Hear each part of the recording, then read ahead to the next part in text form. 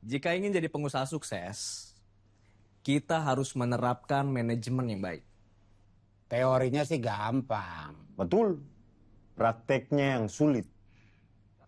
Kalau belum mencoba, kita nggak akan tahu gampang atau sulit.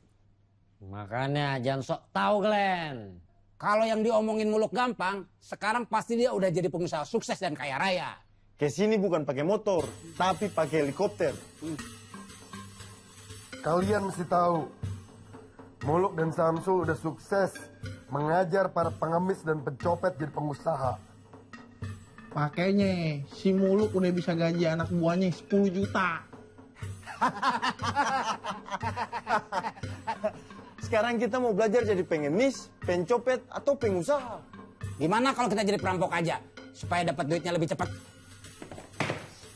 Kalau kalian nggak mau dengerin pelajaran dari Muluk, kalian nggak akan dapat modal buat buka usaha. Cara mengancamnya sama kayak Bang Hajar. Iya, kan mereka sama-sama mantan preman. Iyo gitu lupa. Woi, dengerin tuh orang ngomong.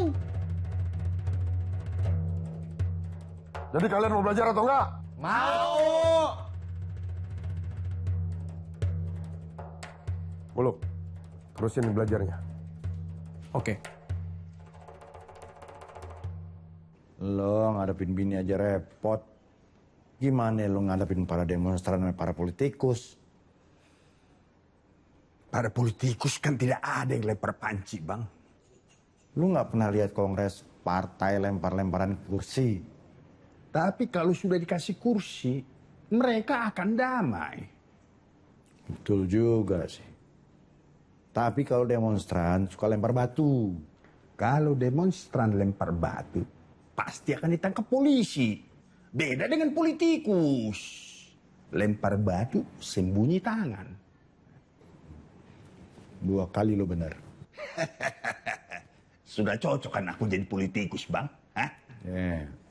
Yang penting lu jangan korupsi. Kalau janji di depan rakyat harus begitu. Tapi kalau sudah jadi pejabat, lain cerita, Bang. Hah? Ya tapi ngapain jadi politikus? Kalau bikin rakyat sengsara. Sebagian uang hasil korupsi akan kita bagikan juga untuk rakyat yang mendukung. Kekayaan di negeri ini bukan cuman buat rakyat yang ngedukung lo aja. Yang jadi pejabat bukan cuma aku sendiri. Jadi mereka juga akan memberikan kepada para pendukungnya. Makanya, yang kaya di negeri cuma sedikit. Yang miskin makin banyak. Gara-gara korupsi. Aku kesini konsultasi untuk cari solusi. Janganlah abang bikin pening kepalaku. Deh, biar nggak pusing. Minum dulu tuh kopinya.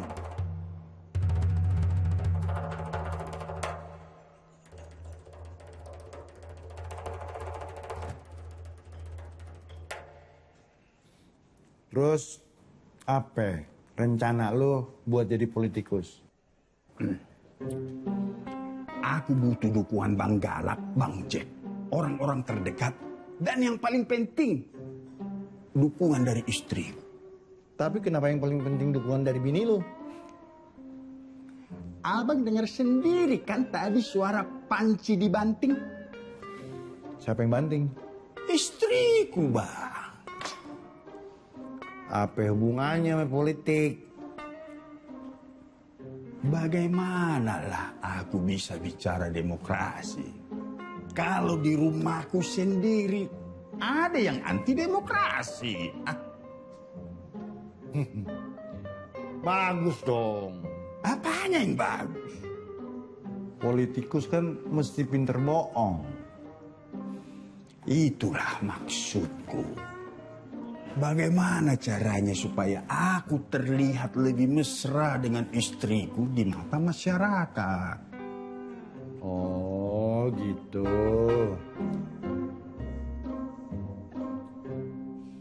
Tongkol, rencana kamu mau buka usaha apa?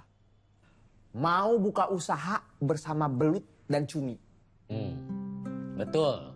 Kami mau buka usaha pusat jajanan serba ada atau Pujasera.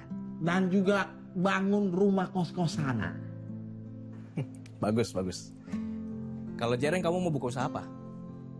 Saya ingin lebih sukses dari Tongkol Belut sama Cumi. Iyo, Osi mau buka usaha apa? Jangan suruh gua mikir, biar guru kita aja yang mikir. Kalau Malak mau buka usaha apa? Beta sama dengan Jereng. Yang penting bisa lebih sukses daripada mereka. Oke, kalau bisnisnya sukses, kalian mau ngapain?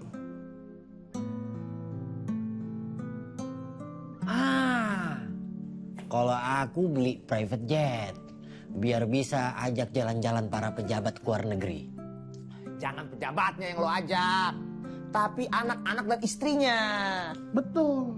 Pejabat lebih dengerin omongan bininya. Biar bisnis kita lancar. Sudah. Kalau kamu Tongkol? Saya mau bangun villa di pantai yang banyak ikan tongkol ya. Kalau Cumi? Saya mau beli mobil sport. Khusus buat beli bubur ayam tiap pagi. Lebay kali pun kau. Beli bubur jalan kaki aja biar sehat. Suka-suka gue dong. Namanya juga orang kaya. Kalau Jereng? Mau ngapain? Saya ingin beli private jet, beli villa di pantai, sama beli mobil sport. Juga buka usaha bubur ayam. Jadi kalau si Cumi beli bubur, beta usir. Kekayaan untuk kita bisa mempermudah ibadah pada Allah. Jadi maksudnya buat membantu orang miskin? Betul. Salah satunya membuka lapangan pekerjaan dengan cara membuka usaha baru yang menguntungkan. Kalau gitu saya mau tebang hutan aja buat tanam kelapa sawit. Memang gak ada otak kau. Kau untung, tapi rakyat yang nak banjir. Siapa suruh jadi rakyat? Saya mau bisnis batu bara. Kalau aku buat kilang minyak, biar nggak ada yang import terus. Jereng? Saya mau beli pejabat aja. Beta juga. Kenapa? Karena bisnisnya Tongkol Belut sama Cumi gak bisa jalan tanpa izin pejabat.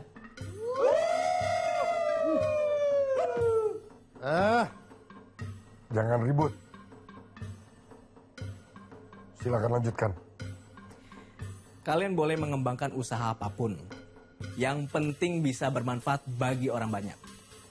Jereng, dengerin tuh. Mata gue emang jereng, tapi kuping gue gak budak.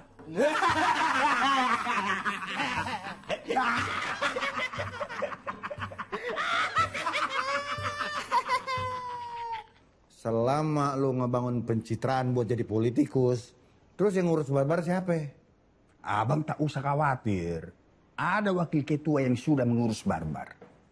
Sejak kapan barbar punya wakil ketua? Belum lama, Bang. Mestinya lu bilang dulu sama penasehat. Biar bisa gue pertimbangkan. Tugas wakil kan hanya menjalankan perintah ketua. Gue cuma khawatir nanti anggota barbar yang lagi belajar jadi pengusaha bisa berantakan. Aku yakin dia bisa mengatur semuanya. Karena dia adik seperguruanku. Seperguruan rampok. Mengaji di Bang Jack. Siapa? Namanya Jarot. Sebelumnya dia kerja apa? Mengurus pencopet dan pengemis. Wah, kacau. Kacau bagaimana? Kalau yang menangani barbar pengurus pencopet dan pengemis, anak buah lu bisa jadi rampok. Dia itu kan mantan. Sama seperti abang yang mantan. Udah.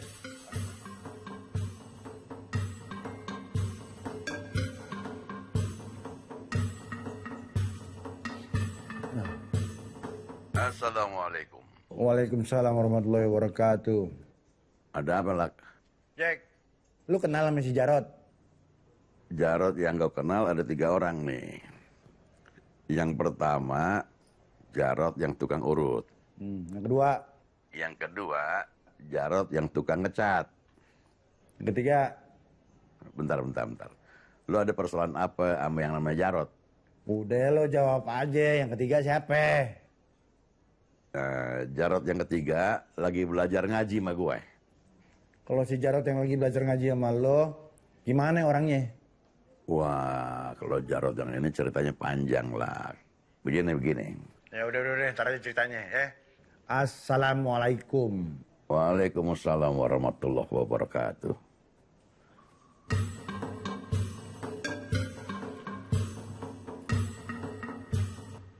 Nanti kalau saya sukses, sebaiknya nikah dulu apa bikin usaha baru? Nikah dulu. Lu nggak usah ikut-ikutan soal ini. Kenapa? Lu kan udah punya bini. Biarin aja. Siapa tahu dia mau nambah bini. Malak takut sama bini.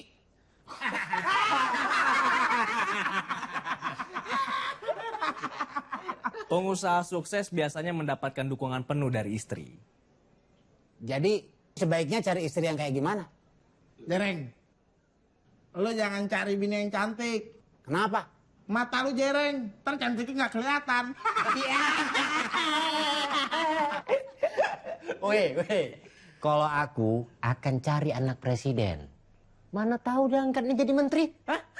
Kalau gue bakal cari calon istri yang kaya, cantik, dan bodoh. Supaya gampang dibohongin. Saudara Muluk, istri bagaimana yang kamu cari?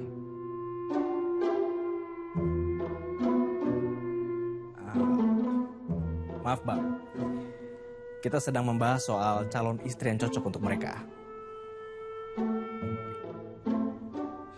Jadi istri yang cocok buat kami kalau nanti kita sukses, istri yang seperti apa? Sebaiknya cari calon istri yang gaya hidupnya sederhana, taat beragama, yang mencintai dan kita cintai. Wah, sulit kali lah. Cari calon istri zaman sekarang macam itu. Ya, memang sulit. Tapi dia akan mendampingi kalian hidup bahagia. Pak Guru mah enak, udah dijodohin sama Pipit. Hidupnya sederhana, taat beragama, cantik lagi. Adik gue juga kayak gitu. Hah? Buat saya aja bang. Percuma. Lo nggak bisa ngeliat kecantikan adik gue.